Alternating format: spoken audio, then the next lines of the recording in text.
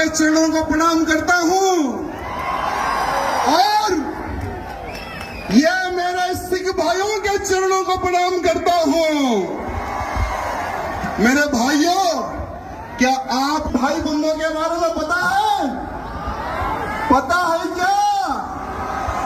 देश की रक्षा हो या धर्म की रक्षा हो, सबसे बड़ा बलिदान देने वाली कौम है ये।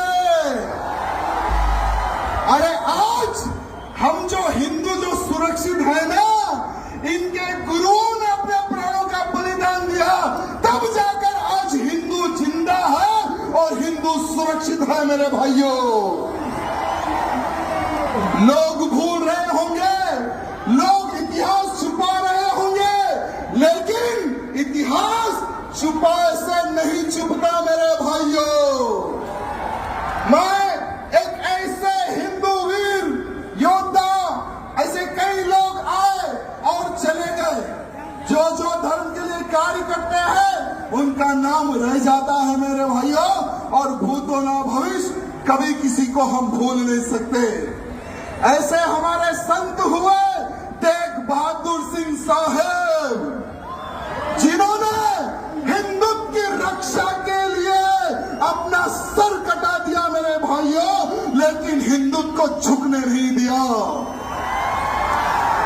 अरे एक समय था मुगलों का, औरंगजेब हरामी, औरंगजेब एक हरामी हिंदुओं को तलवार की नोक पर धर्मांतरण कर रहा था।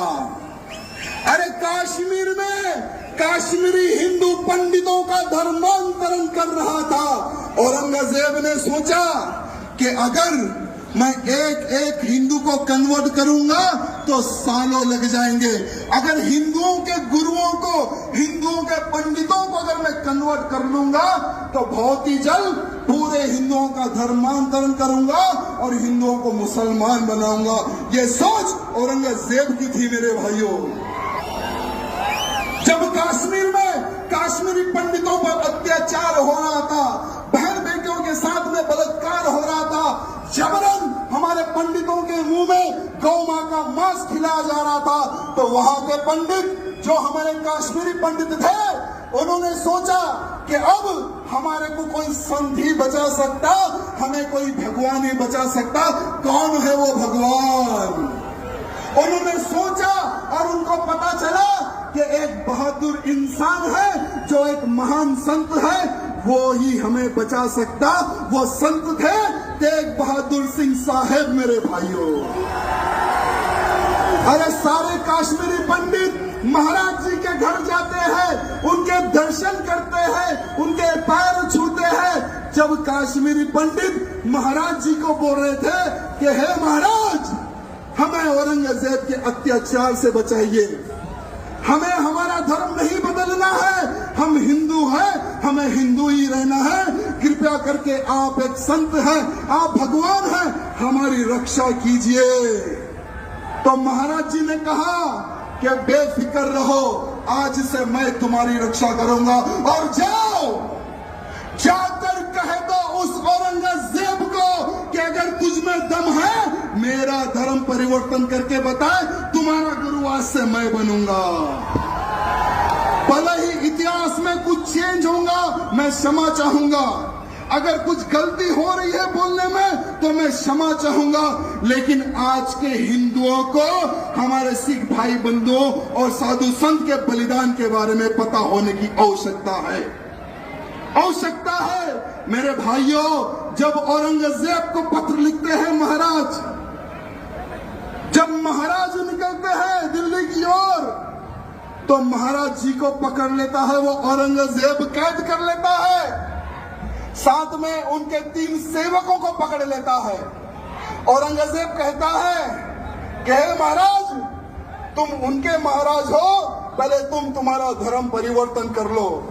महाराज बोलते कि मैंने सौगंध खाई है इन कश्मीरी पंडितों की रक्षा करने की, अगर तुझमें दम है तो मेरा धर्म परिवर्तन करके बता दे।